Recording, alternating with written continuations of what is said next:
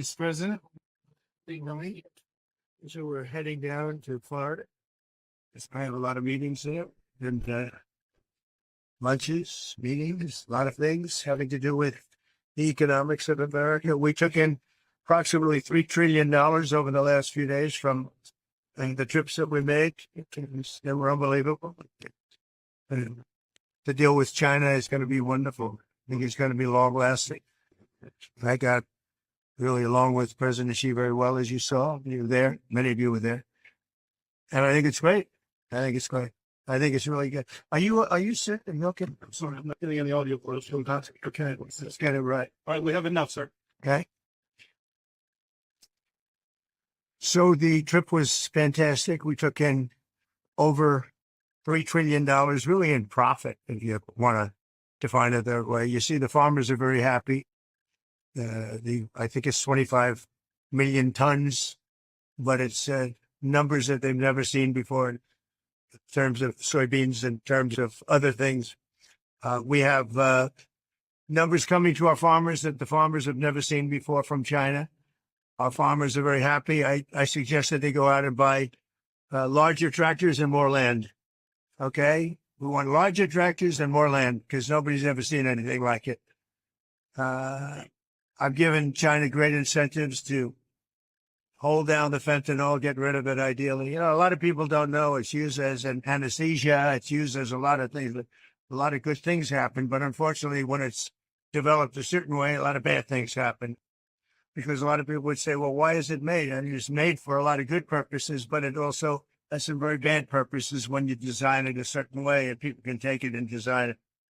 So China is working very hard on that. I really believe that. And they have an incentive. I'd love to get rid of the extra 10%. I put a 20% penalty on. I had a great conversation about it with President Xi yesterday. And I'd love to get rid of the other. As soon as we see that, we'll get rid of the other 10%.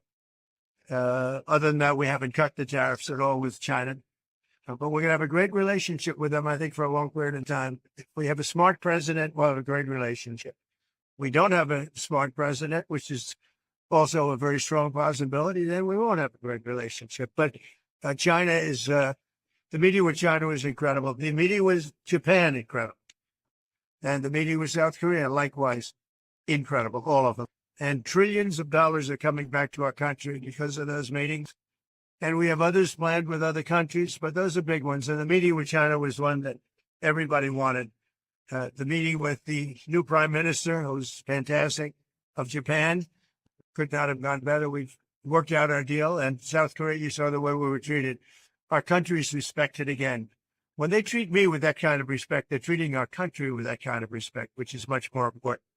And our country is respected again. Do you have any questions? We're about to take off, but now come on. Strikes within Venezuela. Is that true? No. No, it's not true. Mr. President, on the nuclear strikes, nuclear tests, are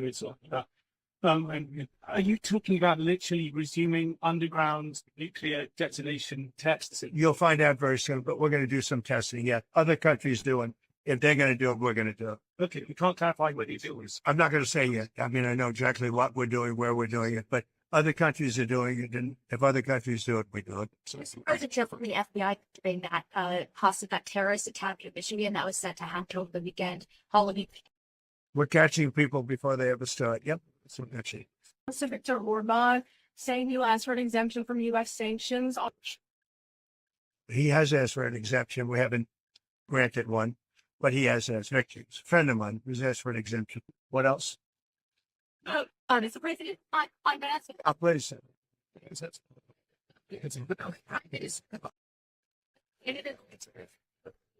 No, but I have a very good relationship. I like him a lot. But you know what they did was wrong. He was very nice. He apologized for what they did with the commercial because it was a false commercial. You know, it was the exact opposite. Ronald Reagan loved tariffs, and they tried to make it look the other way. And he did apologize, and I appreciated it. We had a great dinner, you know, with other countries, as you know. And I think we have a very good relationship personally. I think that what they did was wrong, but he apologized. On the SNAP benefits that to expire tomorrow, folks are talking about putting out about canned goods and non-perishables for trick-or-treaters. Is there a possibility, like you did with the military, putting around funds, is there a possibility to do that? Well, there always is, but all the Democrats have to do is say, let's go. I mean, they don't have to do anything. They don't have to agree. All they have to do is say, the government is open.